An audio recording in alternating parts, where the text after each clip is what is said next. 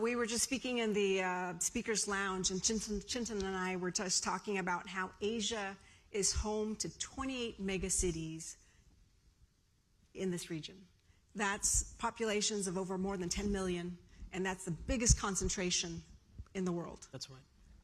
And so as you look at, when we talk about, that rapid urbanization, I mean, of course, that comes with major, major challenges to make cities more livable, to make them sustainable, and to help them thrive. So it's a good thing we've got 3 great panelists here to really help us unpack the challenges of building and funding cities. Chintan, let me start with you since we had that conversation. I mean, you live here, you work on design and engineering projects around the region.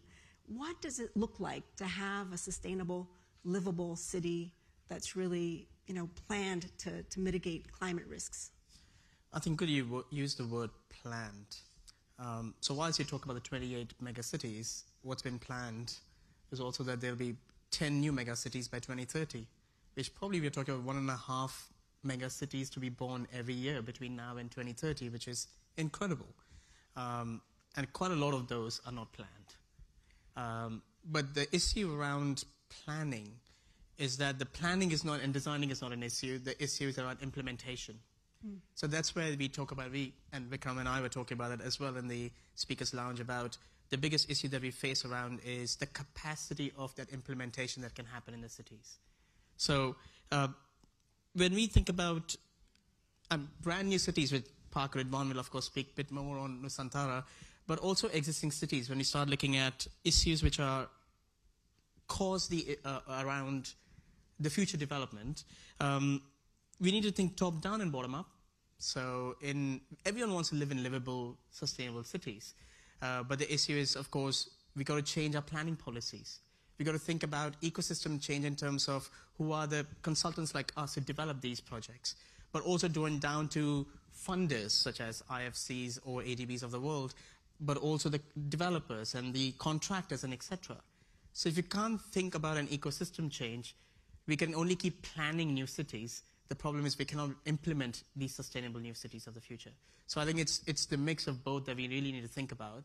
And the other thing is all of us who live in these cities is going to think about the top bottom up, which is we cannot imagine us living in our future cities the way we currently live in, because all the cities that we all live in were planned in 20th century.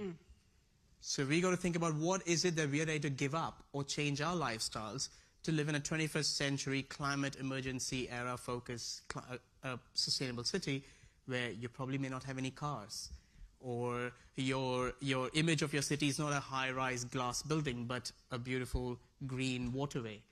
So all those aspects will play a role in thinking about what that future is. Yeah, no, that's a really good place for us to start, because Ridwan you obviously have this amazing opportunity to build a city from scratch, from the forest, right? I mean, you're an architect. You've been governor of West Java, the most populous province in Indonesia, and you're now the curator of the new capital authority, right, where you are evaluating all the projects as Indonesia moves its capital from Jakarta to Nusantara. What are the lessons learned so far, in transforming Nusantara, from the forest into an urban environment for the future? Yes, thank you. First of all, I would like to reporting to you that Jakarta is no longer the capital of Indonesia. For you who don't know, now the capital of Republic of Indonesia named Nusantara in the island of Kalimantan. The idea of moving the capital has been there since colonial time. But only in the time of President Jokowi has its own momentum to move to Nusantara.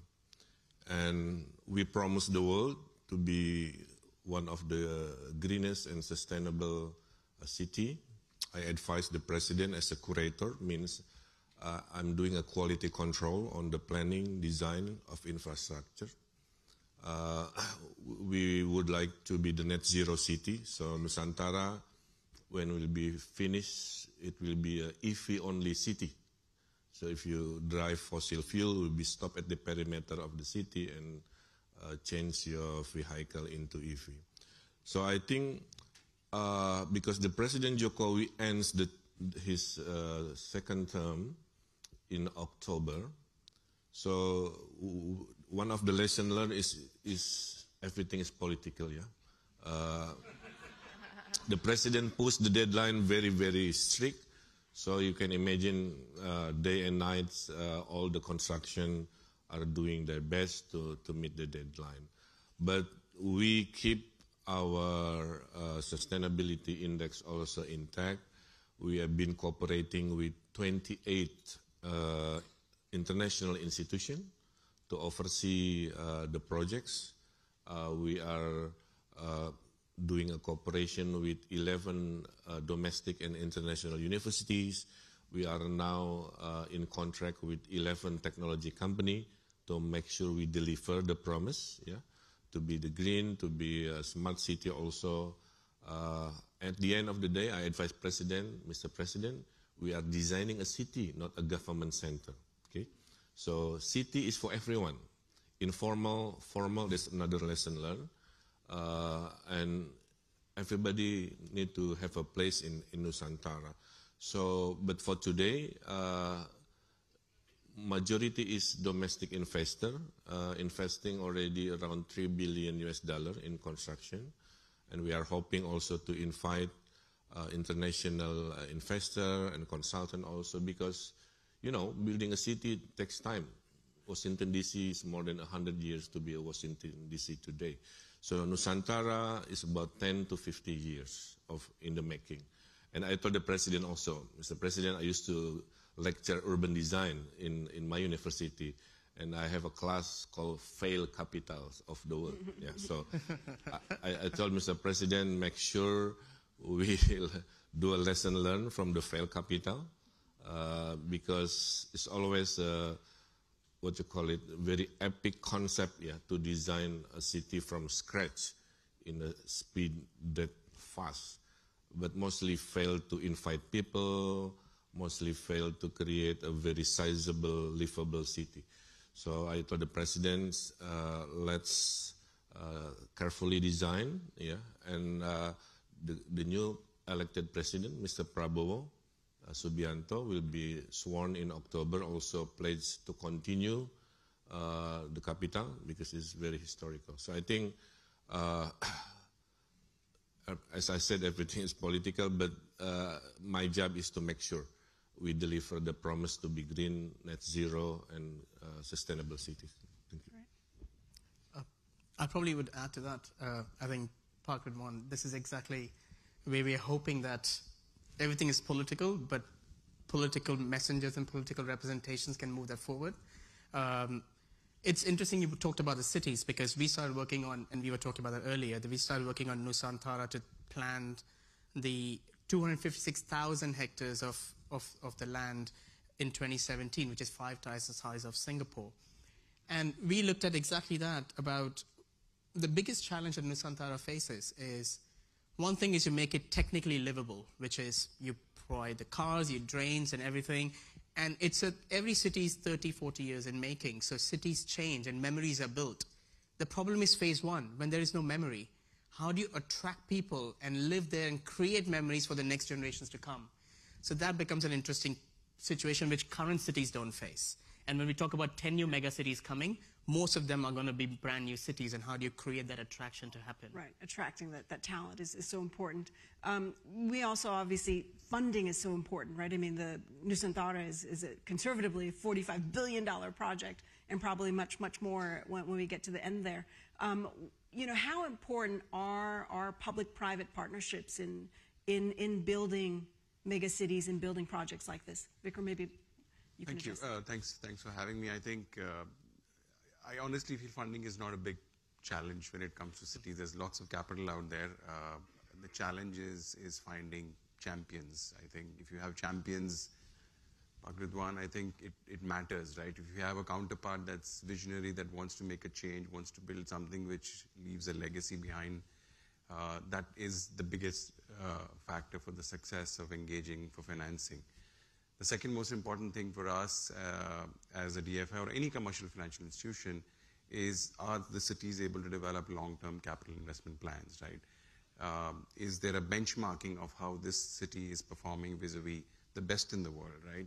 service delivery levels on various issues like potable water, quality of electricity, sewage, and then assessing if we were to upgrade these cities to the best in class, what would be the investment plans look like? And they cannot be annual. They have to be 3, 5, 7, 10-year kind of plans. And that's important because you need to tie in cities to these long-term commitments. The challenge we face as financiers is the continuity in leadership, right? As you, I think, alluded to, is your commissioners, mayors change every 3, 5 years. They have different agendas. And to tie down to cities to these kind of plans is not always easy. And then coming back to the point Chintan made, the capacity to develop projects which may be state-funded, maybe PPPs, as you alluded to, but who takes that decision? On what basis are you making that judgment call? All that requires assessing the capacity of the city to develop projects on its own, execute on its own, or bring in the private sector where the value of efficiency and the service delivery becomes very, very important.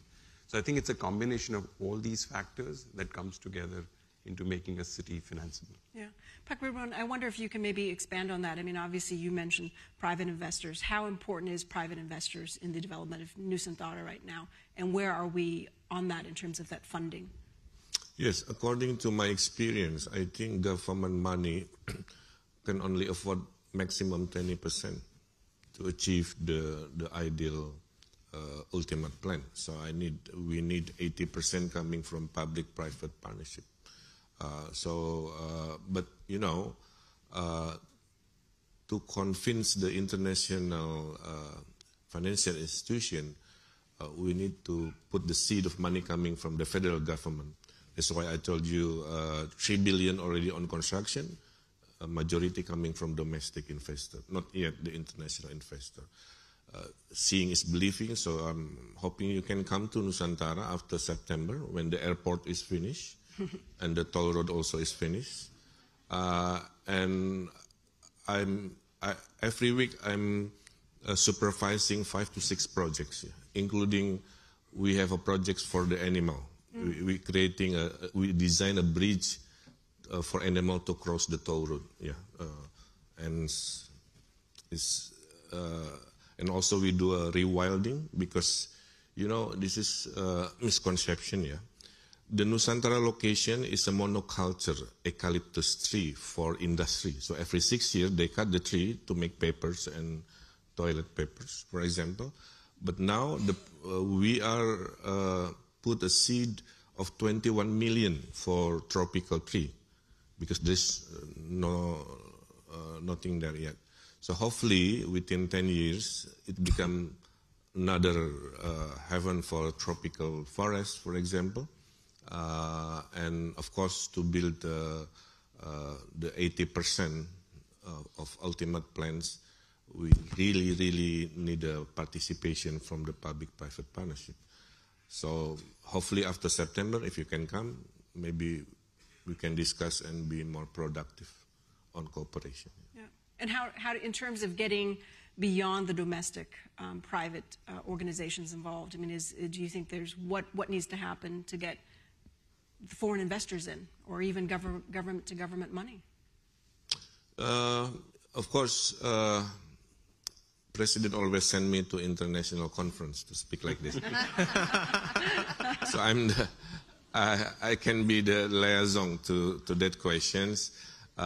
We might do something like this in Nusantara, for example. Yeah, I can do that also, or I can speak to any international conference. But basically, we would like to show first the first phase.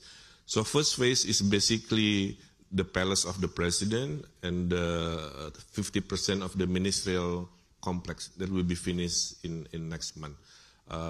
This August 17, our Independence Day, will be the first conducted in Nusantara, for example. So I think I'm inviting you to see, and hopefully this become another example of good design, creating good future. But I always tell the president, the main challenge to Nusantara is importing people. Okay, how to invite, because now is no population. Yeah, I was declined. I was saying no to become the leader of IKN before, because President, I'm still the governor of West Java, 50 million people. If I move to be a governor of Nusantara, 0 people. So maybe later, yeah, next to 5 to 10 years. Well, Chintan, I'm going to ask you, and obviously not everyone gets a chance to build cities from scratch, and most of the cities here in Southeast Asia and in Asia are obviously existing cities that have so much memory, as you said, and so much history and inhabitants. What are the biggest challenges to get those cities to be sustainable, to be livable? I think the biggest challenge is more systemic. So we need to think about, so I think, as Vikram said, there is money there. The issue is how to get the money to the right projects, but how do you also get the money, use the money to implement it in the right way? So quite a few times we end up seeing that the projects are there and the money is straight given to that, but not enough money spent in the developing the project to a certain level, which can then legitimize the delivery of that project.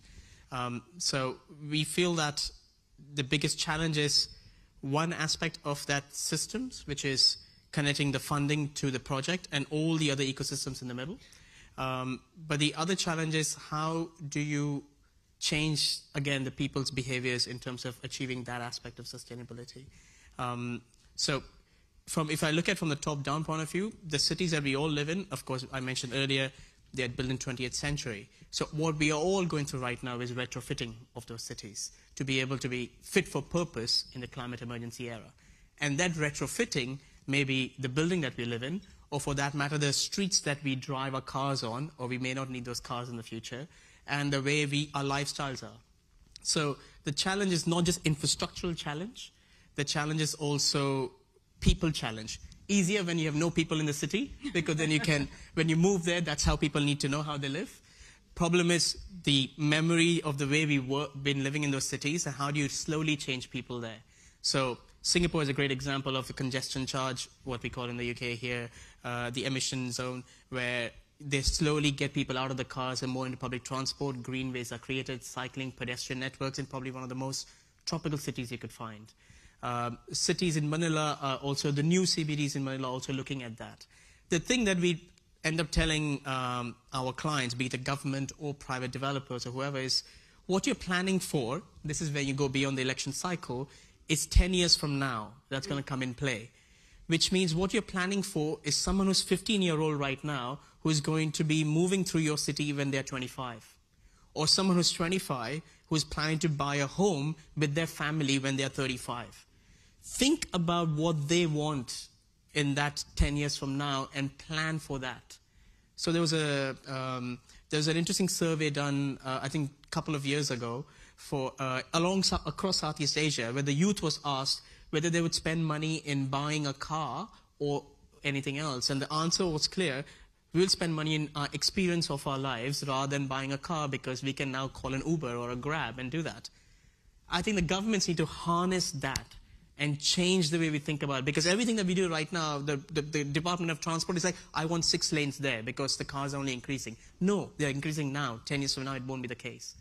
So that systemic change is what I was talking about, needs to happen across the board for us to achieve that sustainable, livable city. Really, it all comes down to that planning, right? Yeah. Which is so critical. We're quickly running out of time, but before we go, I wanted to ask you guys, each one of you, what's one fresh, innovative, crazy idea that you'd like to see in terms of what the city of the future would look like, and or who might fund it, how to get it funded? So, you know, I had a feeling you were going to throw something like this. So I was thinking about, you know, my view of, or dystopian view of how cities in the future, but aerial roadways, right? You know, I look at delivery today, last mile delivery, everybody uses Grab, Food Panda and everything else, and that's adding to a lot of traffic. But I don't see it being a big challenge for this to be replaced by drone deliveries through certain pathways. It can be done. It's pretty easy. The technology exists today. That for me is something that I see 5-10 years down the road definitely happening in Asia. I may be wrong, but fingers crossed. Grab might be calling you. What about you, Chintan? I'm going to go a bit more optimistic here.